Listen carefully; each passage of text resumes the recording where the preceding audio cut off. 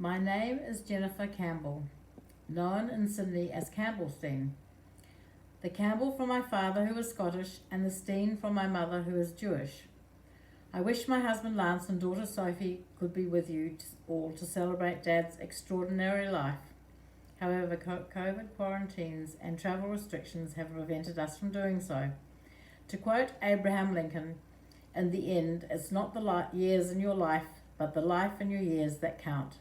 And this very much epitomized my dad. To me, Dad was love, graciousness, and humility personified. His greatest joy was his family, and we are lucky enough to host Mum and Dad on annual visits to Sydney right into his 90th year. Our many visits across the Tasman included luggage filled with chocolate, as it was Dad's favourite treat. Dad never complained. He always had a kind word to say about others, just like my grandmother Jessie. Growing up on Mount St John, we had a wonderful garden, one of Dad's many passions. Roses and camellias abloom and a wide variety of seasonal fruits trees. Alongside was the backyard vegetable garden, including exotics like artichoke, eggplant and zucchini. These were unheard of in New Zealand some 55 plus years ago, but as a necessity for Mum's European cuisine. During our childhood, Dad was very busy working at the hospital, the prison, and was the shore doctor to the Shore Savill Shipping Company. But despite this, he always had time for the people in medical need. Day or night, he would be there. On weekends and holidays, he encouraged us with sports, and we had many lovely summer holidays at the Bay of Islands, where we had him all to ourselves. And later in the year, skiing holidays at Mount Ruapehu. Setting off to the snow, we were invariably late getting to our destination, as Dad would stop to assist the numerous motor accidents along the way. He always went way beyond the call of duty. He was a doctor, 24/7.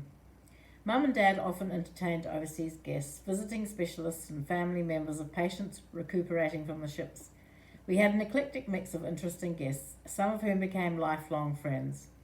Mum often loved to try out new recipes on them to tease Dad, and my friends loved to visit at dinner time to try Mum's interesting cuisine. Dancing around the house, Dad tried to instill on us how to be light on our feet. I think he somewhat failed in this venture.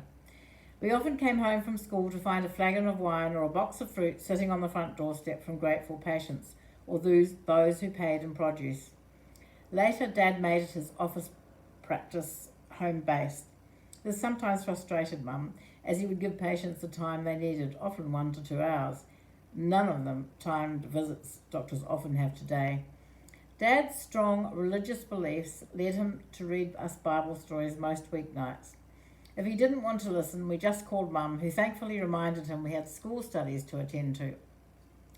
Dad was never ruffled and was steadfast in his belief, even visiting St David's for the last sermon of the then current minister 3 days before his final hospital admission.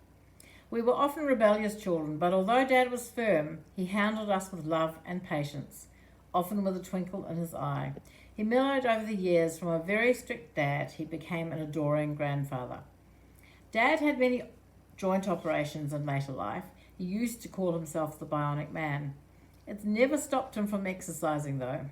I recall the hospital admission for his hip revision, a scary time. He went to sit on the bed. The brakes went on. Fortunately, although it was a very close shave, he didn't land on the floor. Then the ECG nurses came in and they couldn't work the machine, so Dad showed them how it functioned. He took it all in his stride with his usual patience and kind manner. I was very lucky to be with him in Sydney at the Convention Centre in May 2001 when Dad received his honorary fellowship of the Australian chapter of palliative medicine, a proud moment indeed. My last overseas trip with Dad was for his 91st birthday. I accompanied Mum and Dad to Hawaii to celebrate. It was made extra special as Mum's sister Nina, also 91, came from New York, escorted by her daughter Susan and husband Frank. We all had a wonderful time, particularly as Frank, a gentle giant, helped Dad, who insisted on being in the surf and sand. This made Dad's birthday a memorable one. Unfortunately, the subsequent year, Dad was in hospital for his birthday, battling his way from toxemia, something which no one expected him to survive.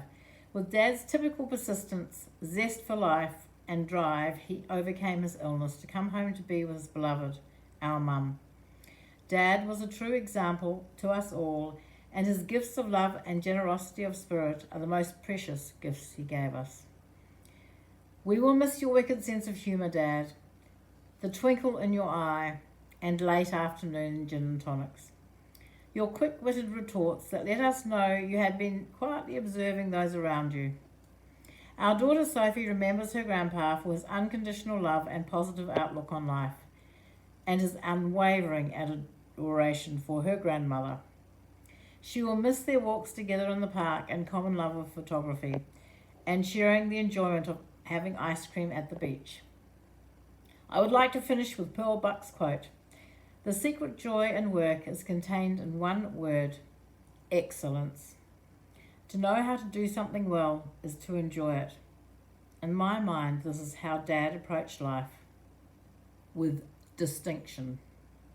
So farewell, Dad. We love you dearly and will treasure the wonderful memories of you forever.